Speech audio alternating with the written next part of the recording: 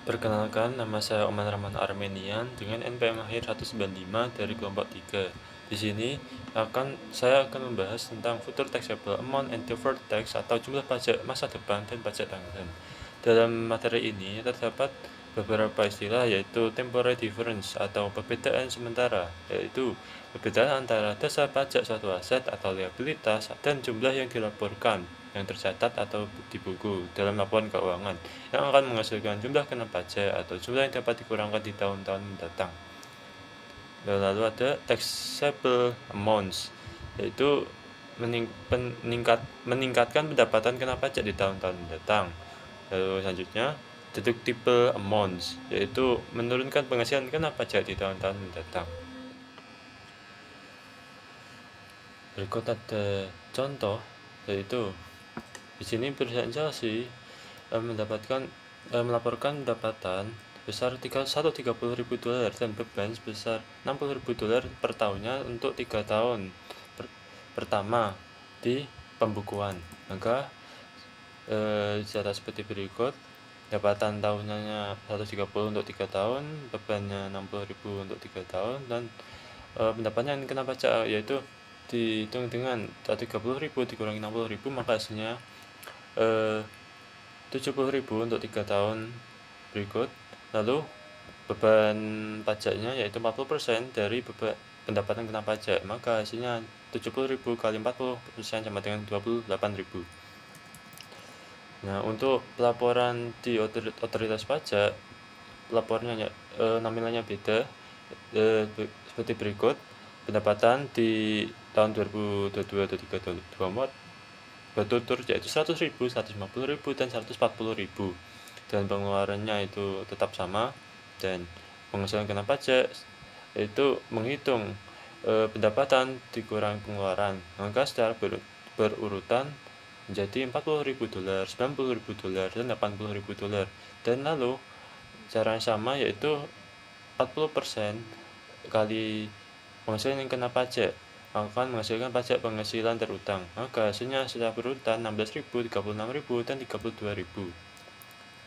Nah, selanjutnya menghitung perbedaannya. Di sini perbedaannya dihitung dengan beban pajak penghasilan yang dilaporkan dalam pembukuan dikurangi dengan pajak penghasilan yang dilaporkan di otoritas pajak. Di sini tahun 22, 28.000 kurangi 16.000 sama dengan 12.000, maka ini adalah sisa yang harus dibayarkan ke otoritas pajak. Lalu 2023, 28.000 kurangi 36.000, maka hasilnya 8.000. 8.000 ini adalah kelebihan pembayaran pajak. Lalu 2024, 28.000 dikurangi 32.000, maka sama dengan 4.000. 4.000 ini juga kelebihan pajak, maka total perbedaannya adalah 12.000 yang harus dibayar dikurangi dengan 8.000 dan 4.000 kelebihan bayarnya, maka hasilnya sama dengan 0. Nah, contoh lagi yaitu pembayaran piutang. Nah, dalam contoh ini pembayaran piutang tercatat ada 30.000 dalam buku, yaitu langsung dicatat 30.000. Dan untuk dalam surat pemberitahuan tahunan pajak atau SPT pajak itu dicatat ketika sudah menerima uangnya, maka di sini tidak menerima uangnya, maka catat $0. Chelsea diasumsikan akan menagih piutang 30.000 tersebut dengan membaginya 2 tahun, yaitu pada 2023 20.000 dan 2024 10.000. Maka ilustrasinya seperti berikut. Selanjutnya adalah perhitungan pajak yang digunakan pada piutang 30.000 tersebut. Nah, perhitungannya adalah seperti berikut: 30.000 dikurangi dasar pajak piutang usaha yang tidak ada, yaitu jadi, maka perhitungannya perbedaan temporer kumulatif pada akhir tahun 2022 tetap $30.000. Lalu perhitungan pajaknya adalah dikalikan dengan tarif pajak yaitu 40%, maka hasilnya sama dengan $12.000, yaitu kewajiban pajak tanggungan pada akhir tahun 2022. Lalu dihitung ada perhitungan pajak pada 2022, yaitu seperti berikut: kewajiban pajak tanggungan pada akhir tahun 2022 $12.000 yang dihitung sebelumnya. Lalu dihitung dengan kewajiban pajak tanggungan di awal tahun 2022, yaitu $0, maka hasilnya tetap yaitu 12.000. Lalu ditambah dengan pajak yang dibayar pada 2022 pada otoritas pajak yaitu 16.000, maka total sama dengan 28.000, yaitu pajak penghasilan untuk tahun 2022. Jurnalnya seperti berikut. Beban pajak penghasilan 28.000, pada pajak penghasilan yang harus dibayar 16.000, dan kewajiban pajak tanggungan 12.000. Lalu berikutnya adalah pajak pada tahun 2023. Di sini dihitung terlebih dahulu. 2023 kan 10.000 penagihan witongnya, maka untuk pajaknya adalah 10.000 dikali 40% sama dengan 4.000. Maka dihitung seperti berikut. Kewajiban pajak tanggungan pada akhir 2023 adalah $4.000. Lalu dikurangi dengan kewajiban pajak tanggungan di awal tahun 2023 yaitu 12.000 yang dihitung sebelumnya, maka hasilnya sama dengan 8.000, yaitu manfaat pajak tanggungan pada tahun 2023. Dan ditambahkan dengan beban pajak yang dibayar pada 2023 pada otoritas pajak yaitu 36.000, maka hasilnya 28.000, yaitu pajak penghasilan untuk tahun 2023. Lalu selanjutnya adalah pada tahun 2024, karena sudah tidak ada pembayaran piutang, maka pajak tanggungan itu 0. Lalu dihitung dengan mengurangi kewajiban pajak tanggungan pada awal tahun 2024 yaitu 4.000 yang dihitung sebelumnya, maka manfaat pajak tanggungan yaitu tetap 4.000. Lalu dihitung dengan pajak yang dibayar pada 2024 pada otoritas pajak yaitu 32.000, maka hasilnya 28.000 pajak penghasilan untuk tahun 2024. Jurnalnya seperti berikut. Beban pada pajak pada 2024 yaitu beban pajak penghasilan 28.000 dan kewajiban pajak tanggungan 4.000 pada pajak penghasilan yang harus dibayar yaitu 32.000. Selanjutnya adalah akun kewajiban pajak tanggungan pada akhir tahun 2024 ditunjukkan sebagai berikut, yaitu tahun 2023 8.000, 2024 4.000. Ini adalah manfaat tanggungan, jadi bisa mengurangi tanggungan dari 2022 yaitu 12.000. Selanjutnya adalah jumlah pajak dalam posisi keuangan. Nah, di sini terdapat pajak penghasilan yang harus dibayar dan kewajiban pajak yang ditangguhkan pada akhir tahun 2022, 2023, 2024. Di sini 2022 pajak penghasilan yang dibayar pada otoritas yaitu 16.000, 2023 36.000, dan 2024 32.000, dan pajak tanggungannya pada 2022 adalah 12.000, dan pada 2023 adalah 4.000, dan 2024 0. Hasilnya adalah penghitungan pajak itu dalam laba rugi seperti berikut. Ada 3 tahun 2022, 2023, 2024. Di sini adalah ada pendapatan sebelum pajak penghasilan, yang dimana ini ada seperti pada perhitungan awal yaitu 130.000 pendapatan tahunan kurangi dengan 60.000 beban tahunan, maka hasilnya 70.000, dan dikurangi dengan beban pajak penghasilan yang hasilnya 28.000 yang terdiri dari pajak yang dilaporkan pada otoritas dan juga ditambah dengan pajak yang ditangguhkan, maka hasilnya perhitungan adalah 70.000 kurangi 28.000 sama dengan 42.000, yaitu pendapatan bersih atau laba bersih, yang hasilnya sama seperti tahun-tahun sampai 2024. Lalu selanjutnya adalah perincian laporan laba rugi. Jika dibutuhkan, maka akan dirincikan seperti berikut.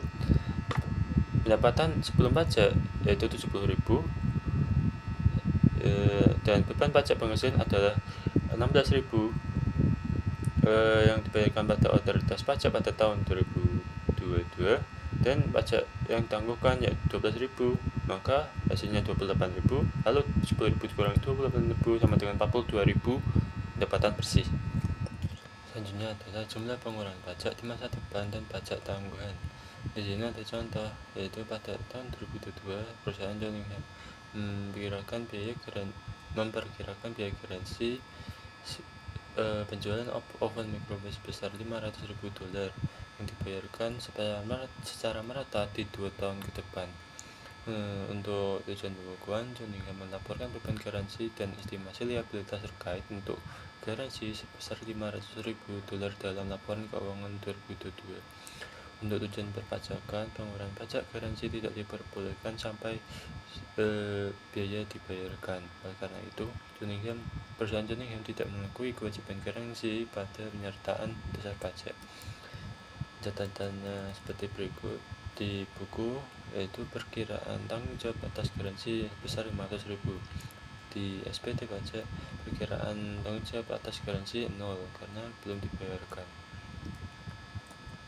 Lalu ada visualnya, ada pembagiannya rata, yaitu di 2022 total 500.000, lalu bagi rata di 2 tahun, yaitu 2023 $350.000 dan 2024 $350.000.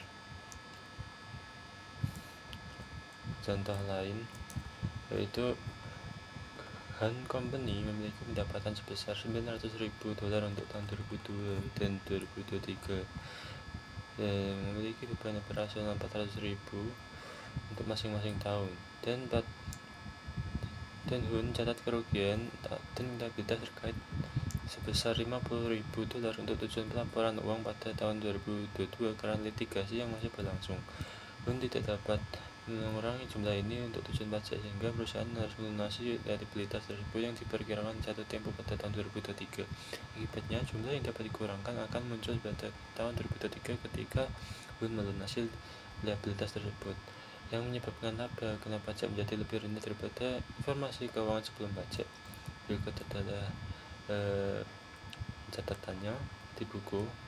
Di 2022 dan 2023 catatan revenue dan expense-nya sama, kecuali di 2022 yaitu litigasinya diakui di tahun 2022 waktu terjadi transaksinya.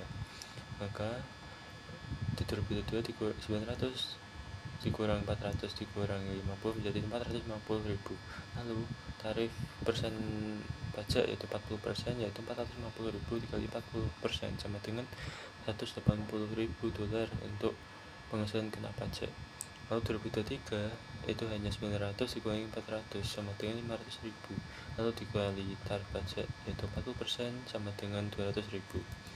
Lalu di pelaporan pajak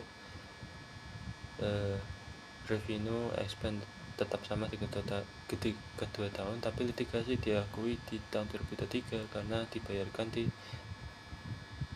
2023 pada jatuh tempo. Maka 2022 yaitu dihitung dengan 900 kurang 400.000 sama dengan 500.000, lalu dikali tarifnya 40% sama dengan 200.000. Di tahun 2023 900 kurang 400 kurang 50 sama dengan 450.000 dikali tarifnya yaitu 40% sama dengan 180.000. Dalam kasus ini perbedaan pada tahun 2022 antara buku dan yang dilaporkan adalah 20.000. Ini mencerminkan aset pajak tangguhan yang merupakan selisih dari perbedaan buku dan pelaporan pajak.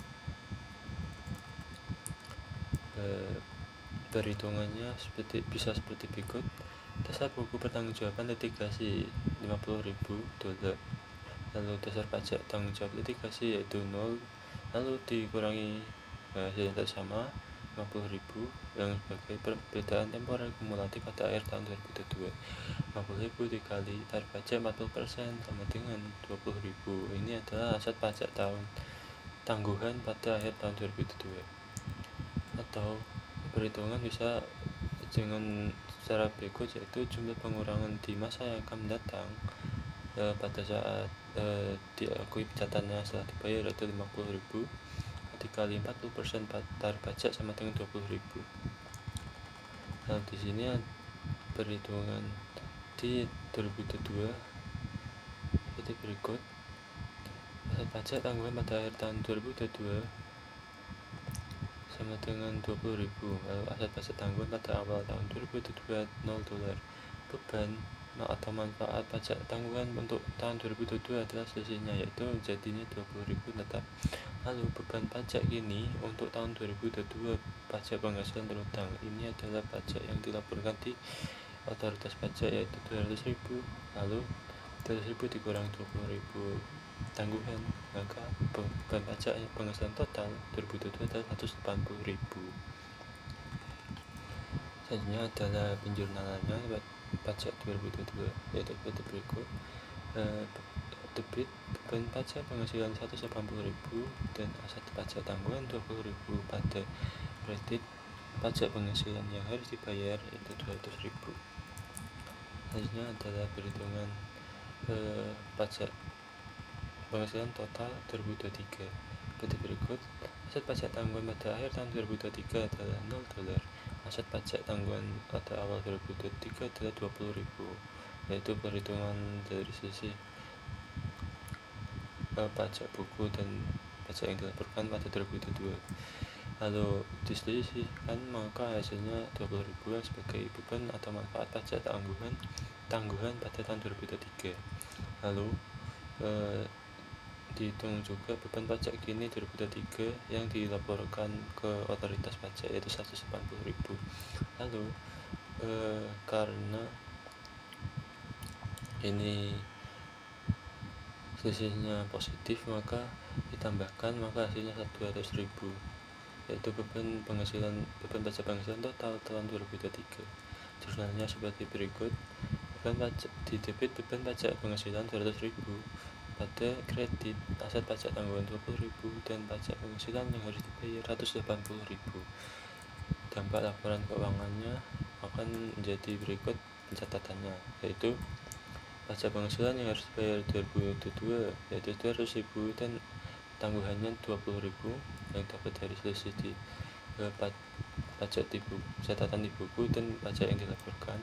Lalu pajak penghasilan yang harus dibayar pada 2023 adalah 180.000 dan aset pajak tanggungannya 0. Jika dilabelkan seperti berikut. Pendapatan tahunan yaitu 900.000, biaya tahunan 400.000, lalu litigasi 50.000. Ini kondisi pada tahun 2022. Jadi semuanya itu dikurang menjadi 450.000 nanti dikurangi dengan beban atau manfaat pajak penghasilan yang terdiri dari pajak yang dibayarkan di otoritas pajak yaitu 200.000 dan dikurangi dengan pajak yang ditangguhkan yaitu 20.000, maka jadinya 180.000. 450.000 dikurangi 180.000 sama dengan 270.000, yaitu pendapatan bersih. Nah, ini berarti seperti berikut catatannya. Aset pajak tanggungannya yaitu pada tahun 2022 20.000 dan tahun 2023 adalah 20.000. Assalamualaikum warahmatullahi wabarakatuh. Perkenalkan, nama saya Muhammad Raji Mahasin dengan NPM akhir 100. Nah, saya akan melanjutkan pembahasan yakni tentang deferred tax asset non-recognition atau aset pajak tangguhan yang tidak diakui. Nah, perusahaan mengakui aset pajak tangguhan untuk semua perbedaan temporer yang dapat dikurangkan. Namun berdasarkan bukti yang tersedia, perusahaan harus mengurangi aset pajak tangguhan jika kemungkinan besar perusahaan tidak akan merealisasikan sebagian atau seluruh aset pajak tangguhan. Nah, tingkat kemungkinannya ini berarti setidaknya sedikit lebih besar dari 50%.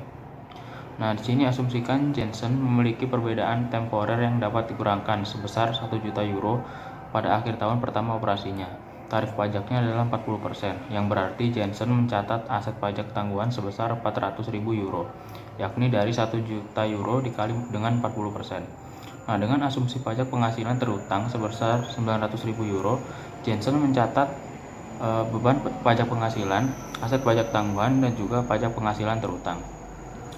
Nah, untuk jurnalnya di debit yakni income tax expense sebesar 500.000 dan juga deferred tax asset yaitu 400.000. Lalu untuk di kredit income taxes payable sebesar 900.000. Nah, setelah meninjau semua bukti yang tersedia secara seksama, Jensen memutuskan bahwa kemungkinan besar perusahaan tidak akan merealisasikan 100.000 euro dari aset pajak tangguhan ini.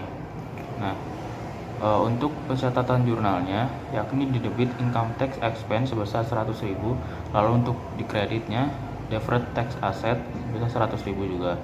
Nah, entry jurnal ini meningkatkan beban pajak penghasilan pada periode berjalan karena Jensen tidak memperkirakan akan memperoleh manfaat pajak yang menguntungkan untuk sebagian perbedaan temporer yang dapat dikurangkan.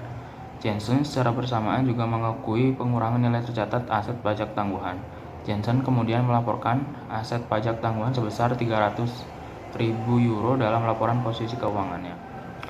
Nah, selanjutnya Jensen mengevaluasi akun aset pajak tangguhan pada akhir setiap periode akuntansi. Jika pada akhir periode berikutnya perusahaan memperkirakan akan merealisasikan aset pajak tangguhan ini sebesar 350.000 euro, Jensen membuat entry jurnal untuk menyesuaikan akun ini. Yang pertama, yang di debit yakni deferred tax asset, di mana 350.000 euro dikurangi dengan 300.000 euro, yakni menjadi 50.000. Lalu di kreditnya yakni income tax expense sebesar 50.000.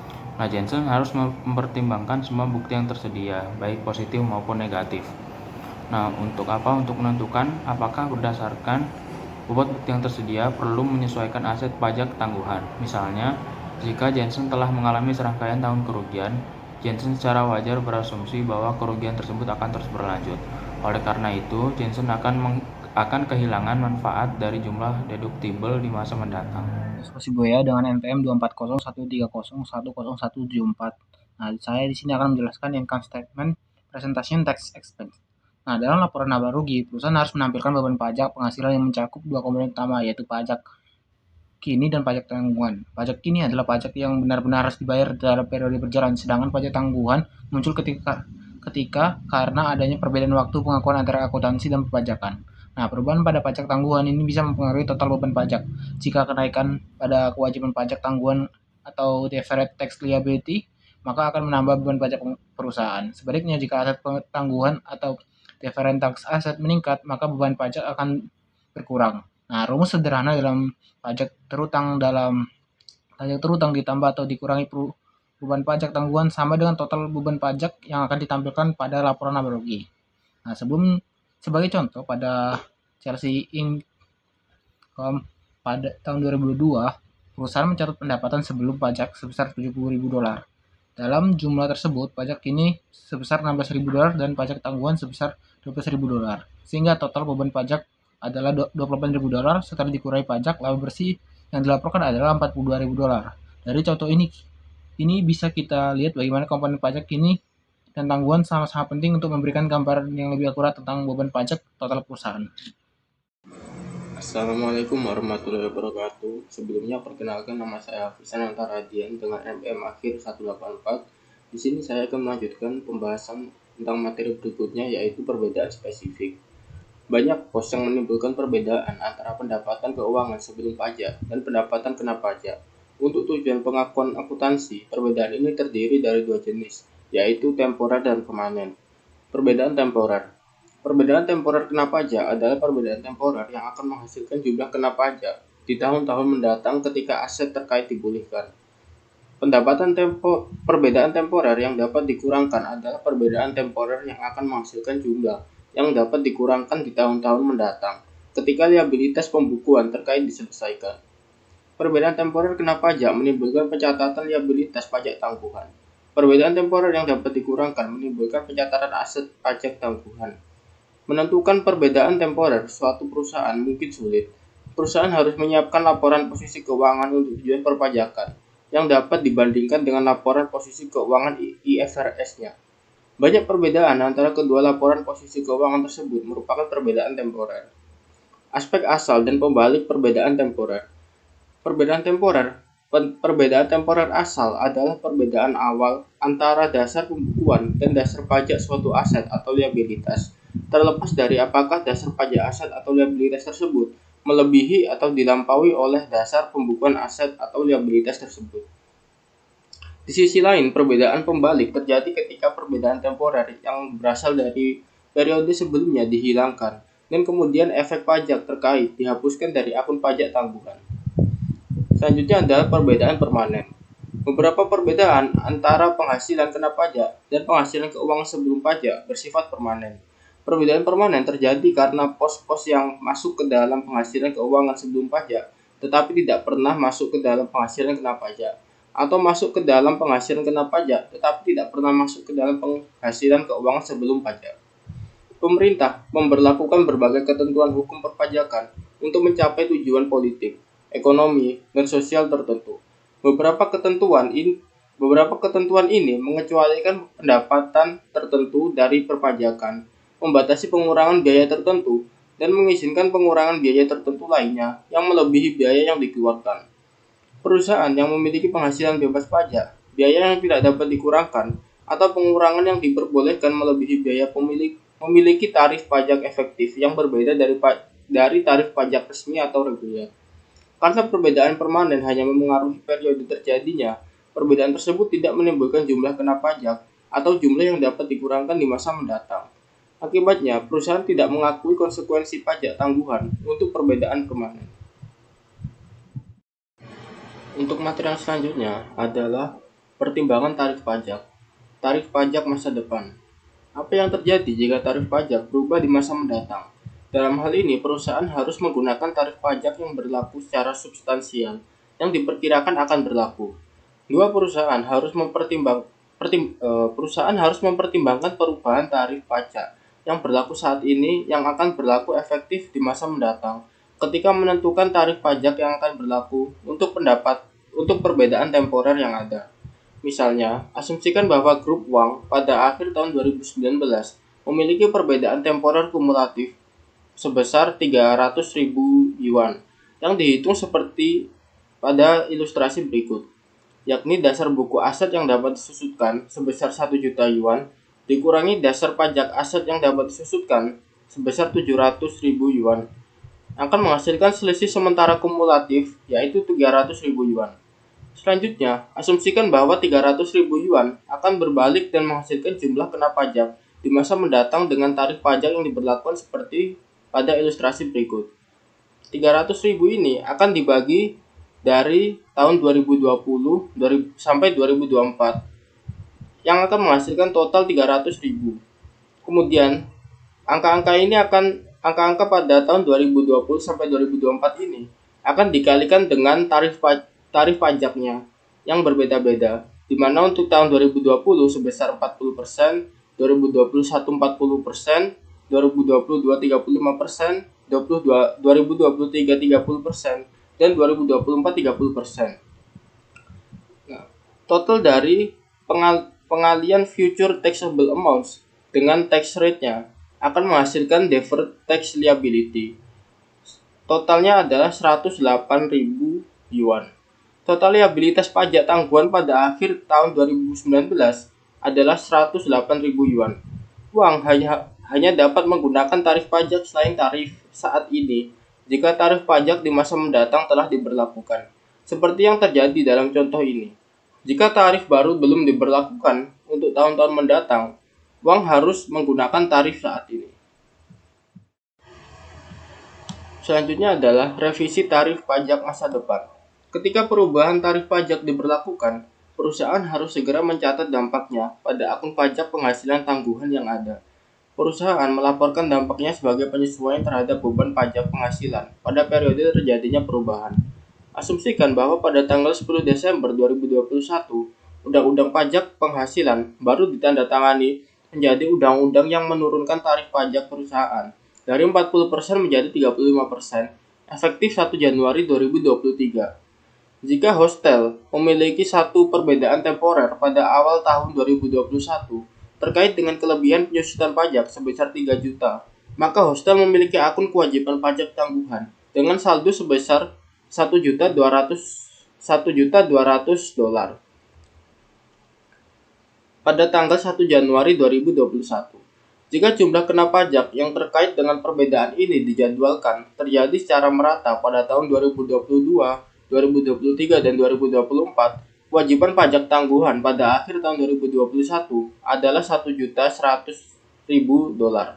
Dihitung seperti pada ilustrasi berikut, di mana future taxable amounts-nya pada tahun 2022 adalah 1 juta dolar, tahun 2023 adalah 1 juta dolar dan 2024 juga 1 juta dolar, sehingga totalnya adalah 3 juta dolar.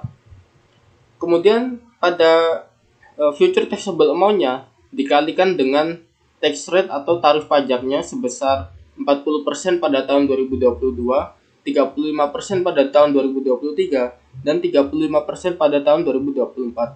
Di mana hasil perkalian ini akan menghasilkan deferred tax liability dengan total 1.100.000 dolar. Hostel mengakui penurunan sebesar 100.000 dolar pada akhir 2021 dalam kewajiban pajak tanggungan sebagai berikut. Hostel akan membuat jurnal seperti berikut ini, yaitu deferred tax liability pada income tax expense sebesar 100.000. Tarif pajak perusahaan tidak sering berubah. Oleh karena itu, perusahaan biasanya menggunakan tarif yang berlaku saat ini. Namun, tarif pajak di beberapa yurisdiksi berubah lebih sering, sehingga memerlukan penyesuaian pajak penghasilan tanggungan. Sekian materi yang dapat saya sampaikan. Selanjutnya akan diteruskan oleh rekan saya. Wassalamualaikum warahmatullahi wabarakatuh.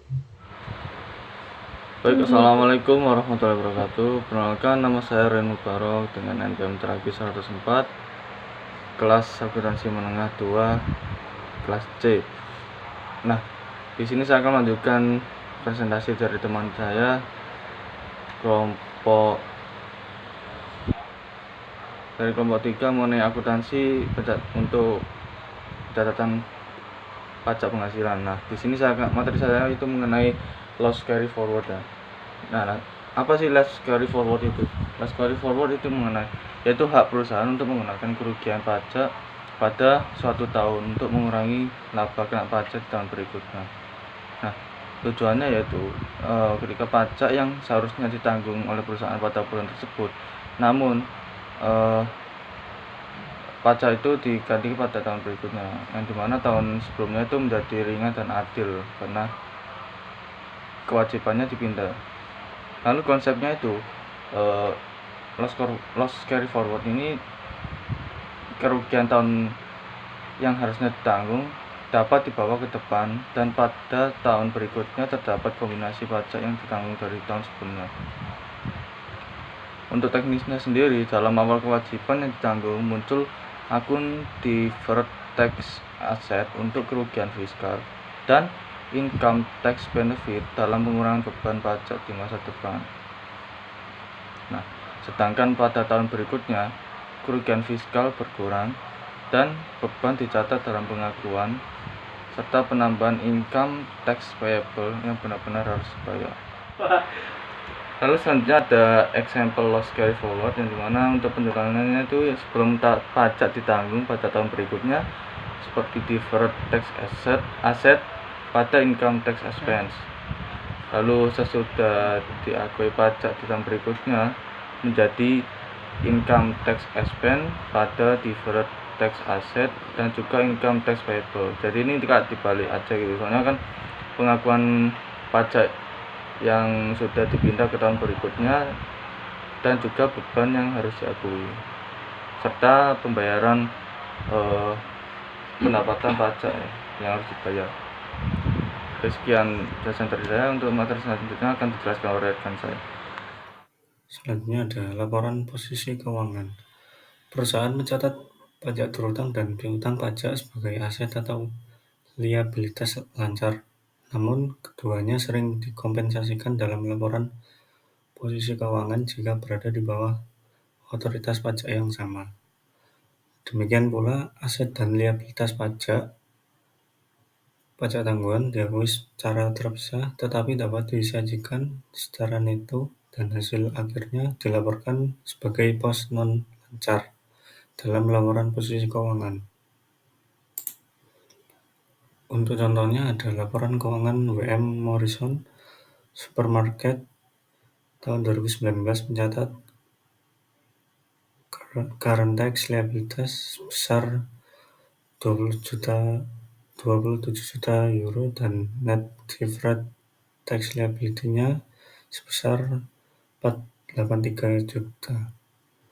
Naik sedikit dari 478 juta pada 2018. Peningkatan ini terutama disebabkan oleh pajak tanggungan atas remisuran program pensiun dan perbedaan temporer aset tetap. Secara keseluruhan, posisi pajak tanggungan perusahaan tetap stabil dan disajikan sebagai liabilitas jangka panjang sesuai ketentuan IAS 12. Selanjutnya ada laporan laba rugi. Perusahaan menerapkan alokasi pajak intra-periode, yaitu pembagian beban atau manfaat pajak penghasilan ke berbagai komponen laporan keuangan seperti operasi berkelanjutan, operasi yang dihentikan, pendapatan komprehensif lain, dan penyesuaian periode sebelumnya. Komponen beban pajak meliputi pajak kini, penyesuaian atas pajak periode sebelumnya, pajak tanggungan akibat perbedaan temporer, perubahan tarif atau kebijakan pajak, serta manfaat dari rugi pajak atau kredit pajak yang sebelumnya belum diakui. Untuk contohnya, ada laporan keuangan WM Morrison Supermarket tahun 2019 menunjukkan penurunan laba sebelum pajak dari 380 juta euro menjadi 320 juta euro dan laba bersih dari 311 juta euro menjadi 244 juta euro. Komponen other comprehensive income juga turun dari 255 juta euro menjadi 91 juta euro akibat menurunnya keuntungan remisuran program pensiun. Secara keseluruhan, total comprehensive income berkurang dari 556 juta euro menjadi 335 juta euro, mencerminkan penurunan kinerja keuangan dan laba komprehensi perusahaan. Baik, selanjutnya pada rekonsiliasi pajak, yaitu mengungkapkan penting lainnya adalah rekonsiliasi beban pajak aktual dan tarif pajak yang berlaku, di mana perusahaan menyediakan rekonsiliasi numerik antara beban manfaat pajak dan hasil perkalian laba akuntansi dengan tarif pajak yang berlaku, yang juga mengungkapkan dasar penghitungan tarif pajak yang berlaku atau rekonsiliasi numerik antara tarif pajak efektif rata-rata dan tarif pajak yang berlaku, yang juga mengungkapkan dasar penghitungan tarif pajak yang berlaku. Selanjutnya pada pengungkapkan rekonsiliasi pajak, yaitu pertama yaitu menilai kualitas pendapatan pajak. Investor yang ingin menilai kualitas laba perusahaan pada hubungan antara laba keuangan sebelum pajak dan laba kena pajak. Kemudian membuat prediksi yang lebih baik tentang arus kas masa depan, yaitu pemeriksaan bagian pajak penghasilan yang ditangguhkan untuk memberikan informasi apakah pajak yang terutang kemungkinan akan lebih tinggi atau lebih rendah masa mendatang.